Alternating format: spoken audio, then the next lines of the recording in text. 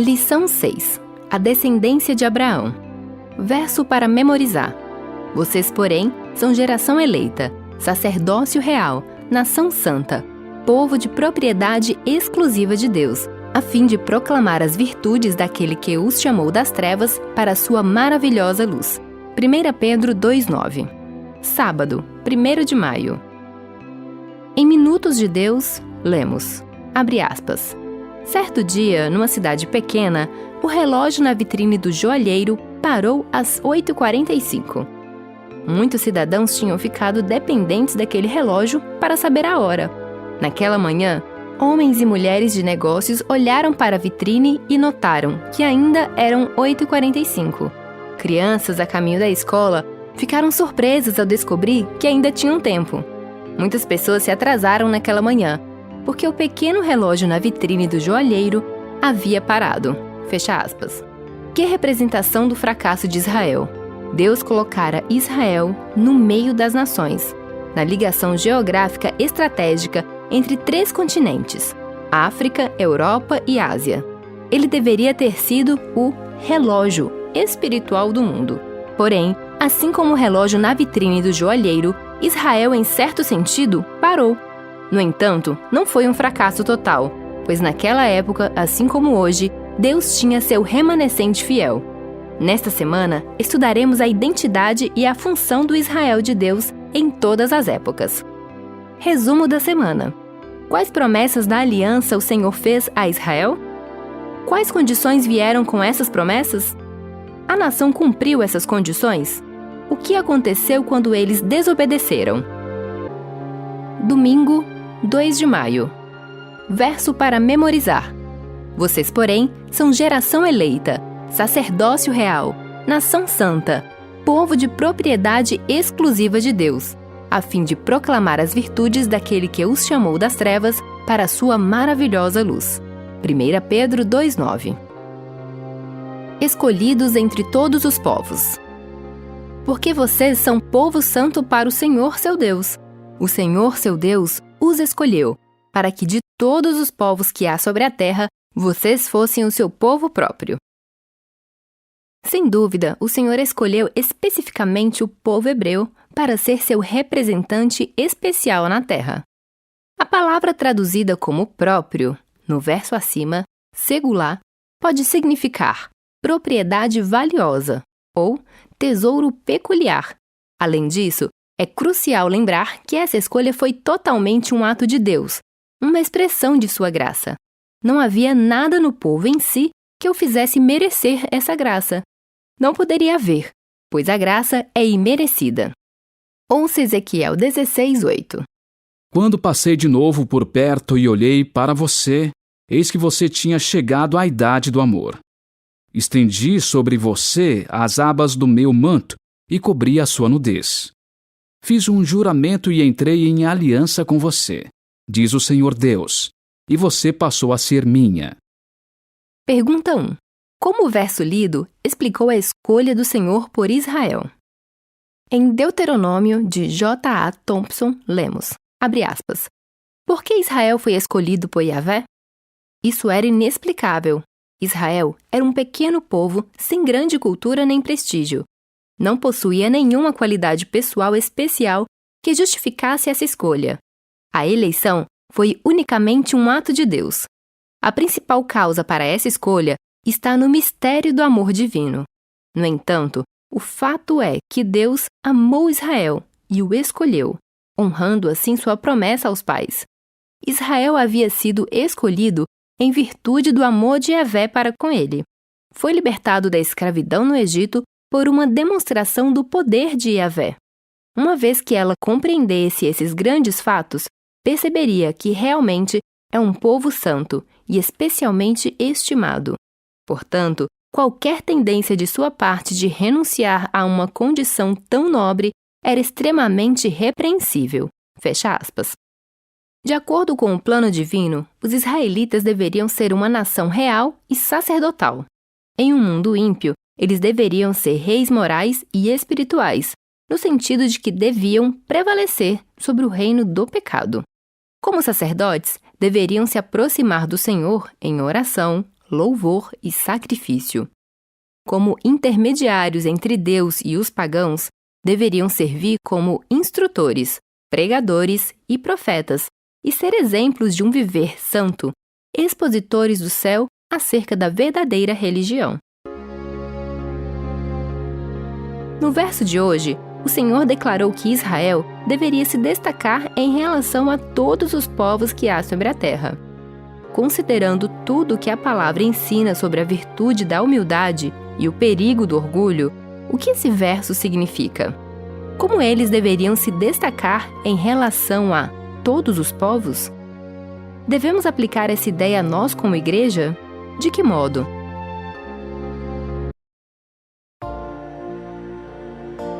Segunda, 3 de maio. Verso para memorizar. Vocês, porém, são geração eleita, sacerdócio real, nação santa, povo de propriedade exclusiva de Deus, a fim de proclamar as virtudes daquele que os chamou das trevas para a sua maravilhosa luz. 1 Pedro 2,9. O acordo sobre a terra. A promessa de que uma terra seria concedida ao povo de Deus, Israel, foi primeiramente dada a Abraão e depois repetida a Isaque e a Jacó. No leito de morte, José repetiu essa promessa. No entanto, Deus informou a Abraão que 400 anos se passariam antes que a descendência dele tomasse posse da terra. O cumprimento da promessa começou nos dias de Moisés e Josué. Moisés repetiu a ordem divina: Eis aqui a terra que eu pus diante de vocês. Entrem e tomem posse da terra. Ouça Deuteronômio 28, 1 e 15. Se vocês ouvirem atentamente a voz do Senhor, seu Deus, tendo o cuidado de guardar todos os seus mandamentos, que hoje lhes ordeno, o Senhor, seu Deus, exaltará vocês sobre todas as nações da terra. Porém, se não derem ouvidos à voz do Senhor, seu Deus, deixando de cumprir todos os seus mandamentos e os seus estatutos, que hoje lhes ordeno, então virão sobre vocês e os alcançarão todas estas maldições. Pergunta 2. O que está implícito no texto dos versos lidos? Em resumo, a terra lhe seria dada como parte da aliança em que havia obrigações. Quais obrigações Israel tinha? A primeira parte de Deuteronômio 28 descreve as bênçãos que Israel receberia se obedecesse à vontade de Deus. A outra parte do capítulo trata das maldições que lhe sucederiam caso não a cumprisse. Em comentário púlpito, Deuteronômio, lemos: essas maldições eram, abre aspas, em grande parte, mas não completamente, ocasionadas simplesmente dando espaço para que o pecado desenvolvesse seus resultados prejudiciais. Quem semeia para a sua própria carne, da carne colherá corrupção. Como a água, que deixada por conta própria não deixa de correr até achar seu nível. Como um relógio que, deixado por si mesmo, não deixará de funcionar até que se esgote completamente. Como uma árvore que, deixada a crescer, não deixa de produzir seu fruto apropriado. Assim também, o pecado tem um nível a buscar, um curso a correr, um fruto a amadurecer e seu fim é a morte. Fecha aspas.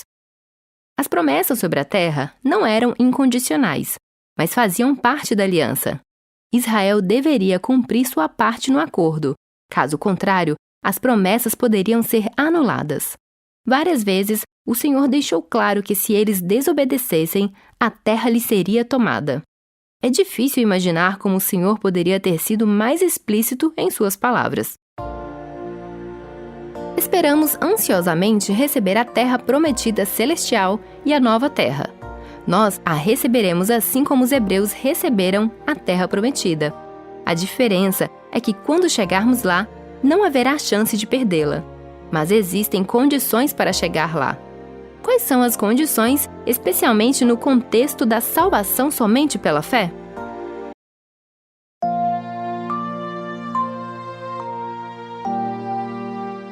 Terça, 4 de maio. Verso para memorizar. Vocês, porém, são geração eleita, sacerdócio real, nação santa, povo de propriedade exclusiva de Deus, a fim de proclamar as virtudes daquele que os chamou das trevas para a sua maravilhosa luz. 1 Pedro 2,9. Israel e a aliança. Mas eles não quiseram ouvir, nem atenderam.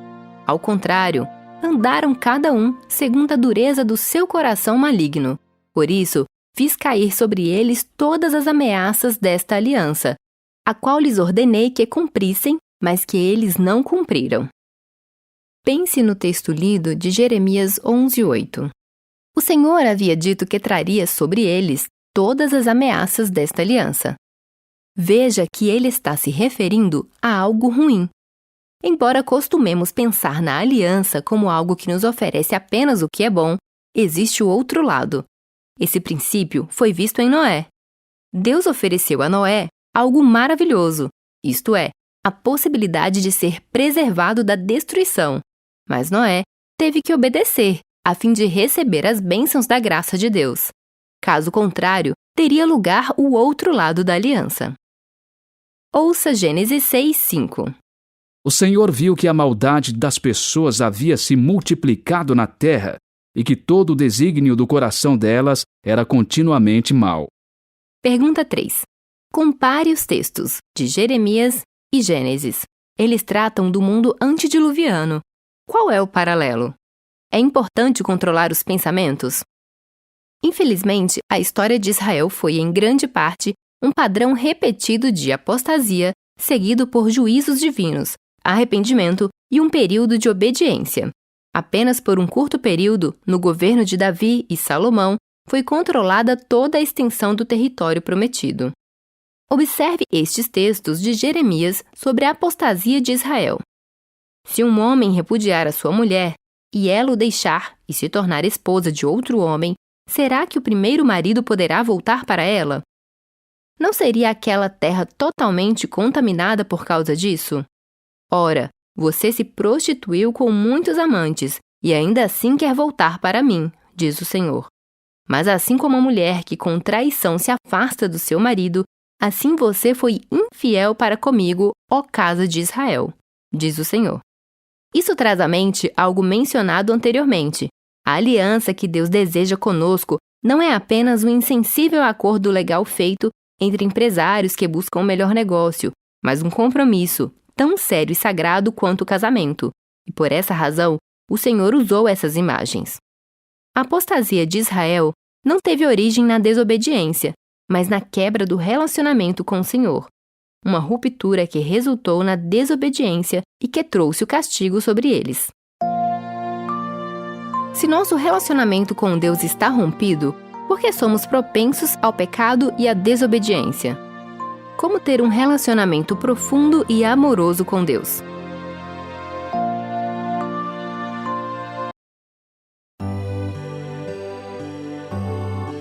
Quarta, 5 de maio.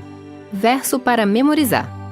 Vocês, porém, são geração eleita, sacerdócio real, nação santa, povo de propriedade exclusiva de Deus, a fim de proclamar as virtudes daquele que os chamou das trevas para a sua maravilhosa luz. 1 Pedro 2,9. O remanescente. Ouça Isaías 4:3.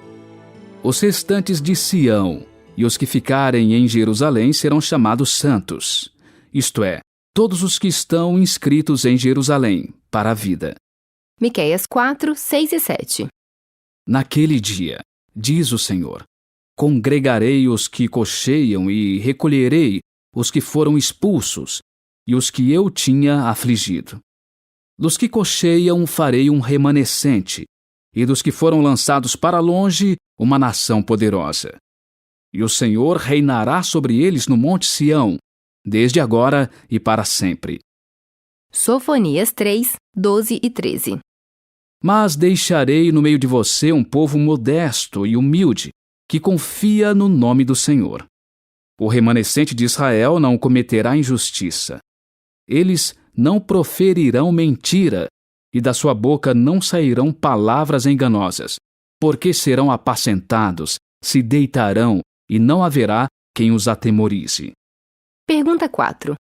Apesar do repetido padrão de apostasia, juízos divinos e arrependimento de Israel, Que esperança encontramos nos textos lidos? Embora o plano de Deus para o antigo Israel tivesse se deteriorado pela desobediência, ele nunca foi completamente frustrado. Entre as ervas daninhas, algumas flores ainda cresceram.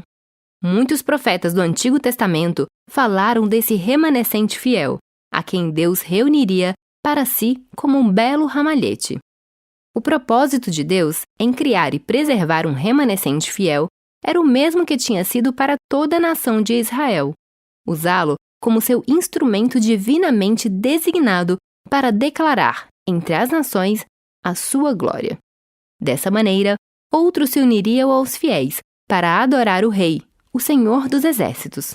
Portanto, por mais grave que a situação tivesse se tornado, Deus sempre teve alguns fiéis que, apesar da apostasia nas fileiras do povo escolhido de Deus, preservaram seu chamado e eleição. Em resumo, quaisquer que fossem as falhas da nação como um todo, ainda havia aqueles que tentavam cumprir, da melhor maneira possível, sua parte na aliança. Embora talvez tenham sofrido com sua nação como um todo, por exemplo, com o exílio, a promessa final e suprema da aliança, a da vida eterna, será deles. Ouça João 10, 27 e 28. As minhas ovelhas ouvem a minha voz, e eu as conheço, e elas me seguem. Eu lhes dou a vida eterna. Jamais perecerão, e ninguém as arrebatará da minha mão. Pergunta 5.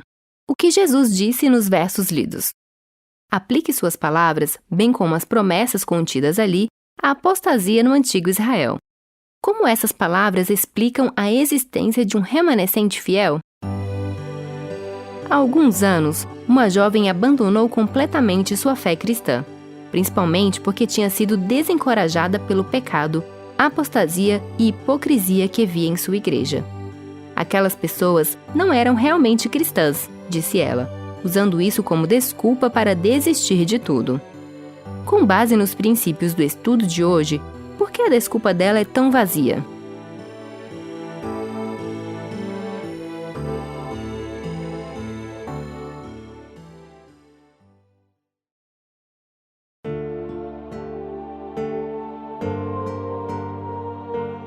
Quinta, 6 de maio.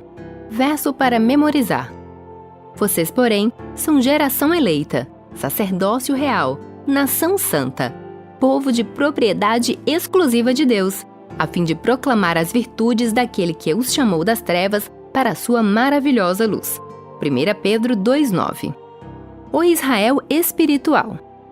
Apesar das falhas de Israel, o Senhor não abandonou seu plano de criar um povo para servi-lo.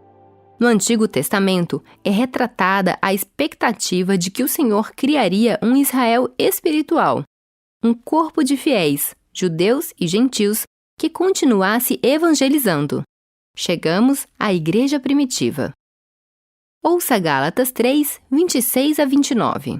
Pois todos vocês são filhos de Deus mediante a fé em Cristo Jesus. Porque todos vocês que foram batizados em Cristo, de Cristo, se revestiram. Assim sendo, não pode haver judeu nem grego, nem escravo nem liberto, nem homem nem mulher, porque todos vocês são um em Cristo Jesus. E se vocês são de Cristo, são também descendentes de Abraão, e herdeiros segundo a promessa. Pergunta 6. A qual promessa Paulo se referiu no verso 29? Ouça Gálatas 3, 26. Pois todos vocês são filhos de Deus mediante a fé em Cristo Jesus. Pergunta 7. Que elemento principal torna uma pessoa herdeira dessas promessas? Pergunta 8. Por que Paulo acabou com distinções de sexo, nacionalidade e status social? Pergunta 9. O que significa ser um em Cristo? Ouça Romanos 4, 16 e 17.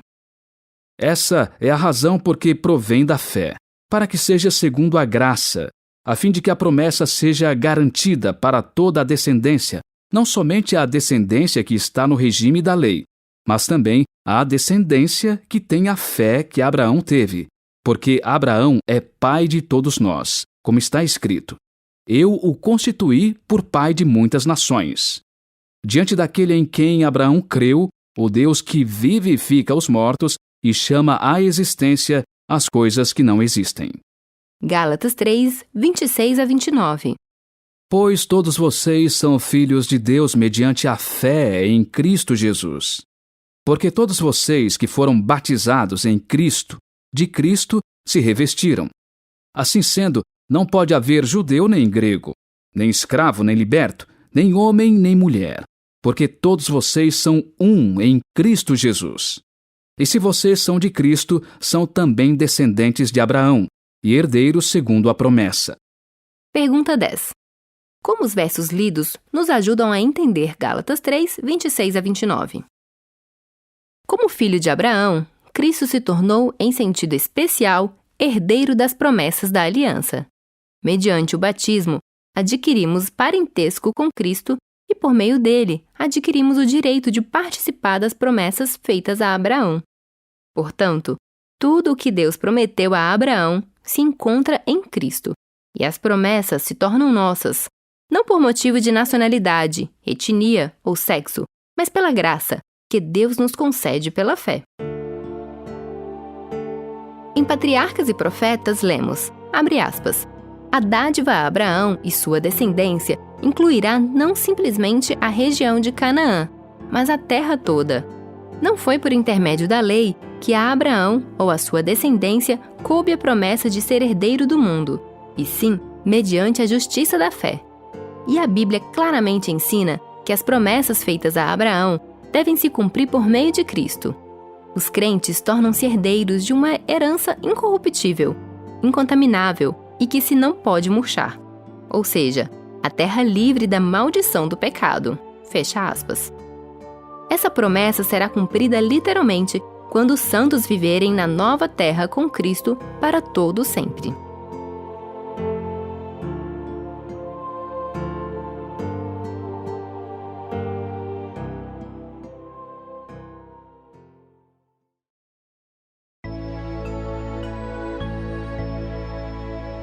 Sexta, 7 de maio. Verso para memorizar. Vocês, porém, são geração eleita, sacerdócio real, nação santa, povo de propriedade exclusiva de Deus, a fim de proclamar as virtudes daquele que os chamou das trevas para a sua maravilhosa luz. 1 Pedro 2,9. Estudo adicional. Em Profetas e Reis, lemos, abre aspas, Deus não reconhece nenhuma distinção em matéria de nacionalidade ou classe social. Ele é o Criador de toda a humanidade. Pela criação, os seres humanos são membros de uma mesma família, e todos são um pela redenção. Cristo veio para demolir todo o muro de separação, para abrir cada compartimento das cortes do templo, a fim de que cada pessoa pudesse ter livre acesso a Deus. Seu amor é tão amplo, tão profundo, tão pleno, que chega a todos os lugares. Esse amor tira da influência de Satanás os que foram iludidos por seus enganos, colocando-os dentro dos limites do trono de Deus, o trono circundado pelo arco-íris da promessa. Em Cristo, não existe diferença entre judeus e não judeus, entre escravos e pessoas livres. Fecha aspas. Ouça 1 Pedro 2, 9 e 10. Vocês, porém, são geração eleita, sacerdócio real, nação santa, povo de propriedade exclusiva de Deus, a fim de proclamar as virtudes daquele que os chamou das trevas para a sua maravilhosa luz.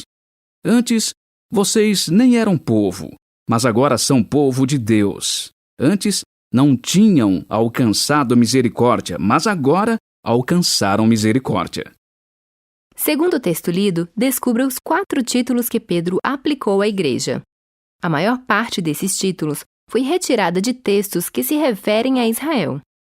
O que esses títulos enfatizam sobre o relacionamento da igreja com Deus? Exemplo, o título Geração Eleita enfatiza que Deus escolheu a igreja e tem um propósito específico para ela. Perguntas para consideração. Os sacerdotes faziam sacrifícios de animais que apontavam para o Messias. Sendo um sacerdócio real, quais tipos de sacrifícios os membros da igreja devem fazer? Deus separou Israel para ser uma nação santa, que deveria compartilhar a salvação com o mundo. É possível se separar do mundo e ao mesmo tempo compartilhar o Evangelho com ele? A experiência de Israel e o exemplo de Jesus respondem a essa pergunta.